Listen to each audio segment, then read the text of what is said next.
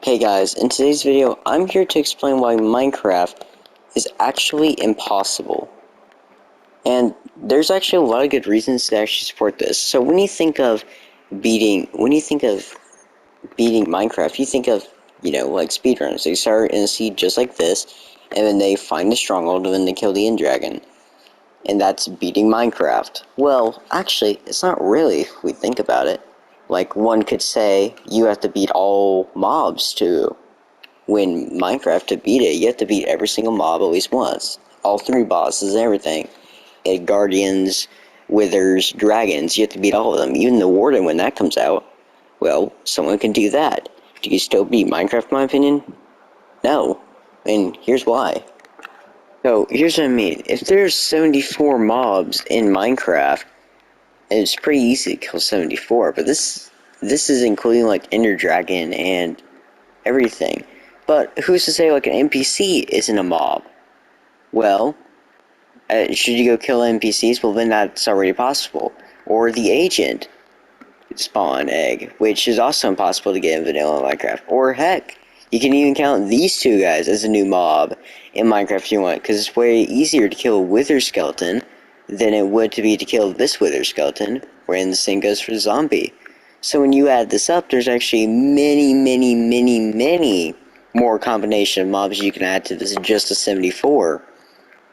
So if we were just beating Minecraft based on how many mobs we killed, or if we killed every mob, you can't actually do that.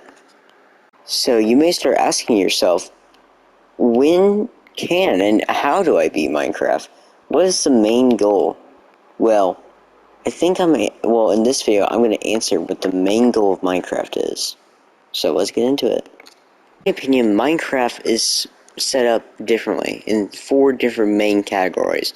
We have the building category, to where builders like Grian, and a lot of people in Hermitcraft, would belong in this category. And then we have the PvP category, like people like ClownPierce, Technoblade, Dream even, Illumina would maybe all be considered in the PvP category. Redstone, this is more your mumbo jumbo type of redstone. And then survival, like my good friend Nelson is a really good survival player. And I'm sure that there's a lot of other survival players, like speedrunners are also very good survival players. But what is one thing these 4 groups have in common? Well, that'd be IQ. IQ would equal all of these. You need a good IQ to know how to build stuff, because when you're building, you need to know what blocks to use and how to make your build look nicer. And when you're PvPing, you need to know what gear you need to use, how many hits, if you're up or down at hits, you need to know that. Redstone, of course, for anyone like me who barely gets redstone, you need a mumbo jumbo brain. And you need survival, you need IQ, you need to know where diamonds spawn at, you need to know where gold, iron, where all of that is, where the stronghold is, and when you first throw your Eye of Ender, or Second Eye, you need to know triangulation and stuff. So all 4 of these combine IQ, which then makes Minecraft harder, because if you want to truly beat the game, in my opinion, you have to be a good builder, a good PvPer, a good redstone, and then you have to be good at survival too. All of these things can come from your IQ though, because if you just apply yourself at each and every single one of these, you can eventually pass each one of these. So for instance, like I would say I'm really good at PvP and building, meanwhile survival and redstone I'm really not so good at. A lot of players can say the same. For instance, let's take Dream for example. He's an expert speedrunner, so he's like a speedrunner and a PvPer. We don't really know his building skill, and we assume that he's bad at redstone.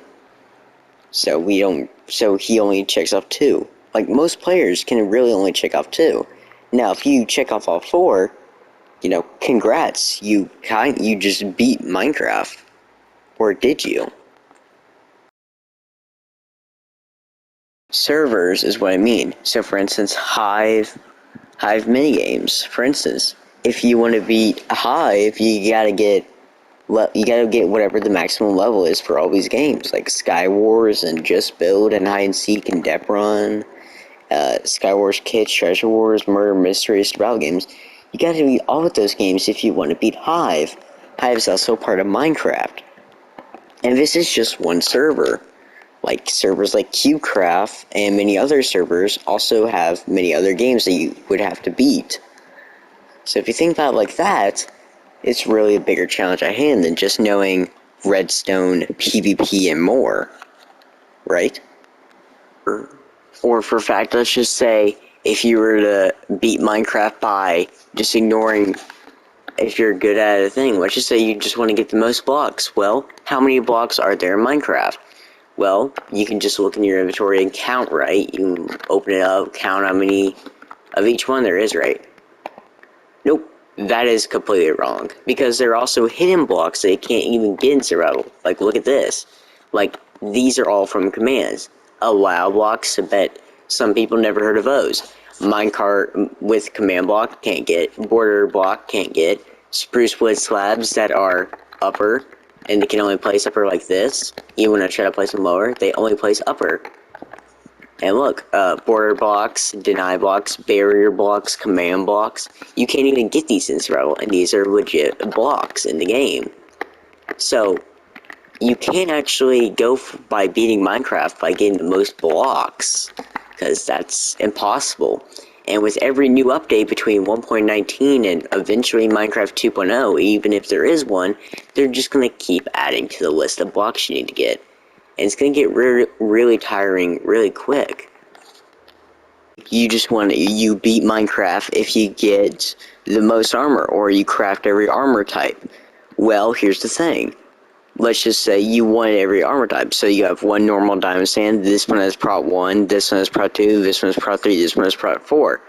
Well, that's 5 different armor. And that's just diamond. So this would be prot 4 on breaking 1, prot 4 on breaking 2, and so on and so on and so on. It's almost that's a lot of diamonds automatically just right there. And you would have to do that multiple times over just to get every single set of armor in the game. And chain and gold are going to be, well, chain and leather are probably going to be the hardest ones to do, especially leather.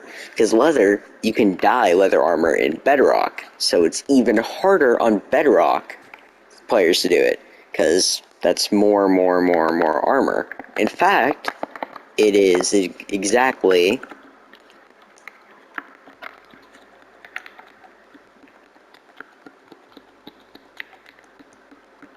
Yeah, 16. That's 16 armor stands just right there. 16 different full leather sets. Not even to mention that in Bedrock, you can also take 2 dye and a water bucket and a cauldron and make a whole new color just based on that. Look, see if I put the green and I put this. That's a whole new color. That's not even close compared to green or lime, or not gray. And as you can see here, that's a whole new different color, so that's another new armor set. So even if you're collecting armor, that's also pretty much impossible. Even if you were to be in survival mode during all of this, and you were collecting blocks, because the ones I showed you back there were actually only attainable by commands. But these are actually in the creative inventory. Now you may be wondering, well, of course I can't get the Steve head, but I can definitely get all of the other ones, right? Well, actually not. See, even with the Silk Touch pickaxe, this is actually a block in the end that you cannot obtain. See, it just instantly breaks. This is actually infested. All of these are infested with silverfish. And even in survival, it just gives me the chisel stone blocks. This works for all of them. Stay cracked. If I were to mine all of these over and over and over again, it would just give me the same. Now they're back to their normal form, so I can't even transport them, even if I had silverfish go into them. And so yeah, that's gonna be the end of the video, but this proves that Minecraft is almost impossible. And for some stuff, it really is impossible to beat, which honestly keeps the player base engaging and wanting to play more. And also, guys, before you leave, make sure to like and subscribe to the video. Please, this took a bit of research to do. Alright, bye!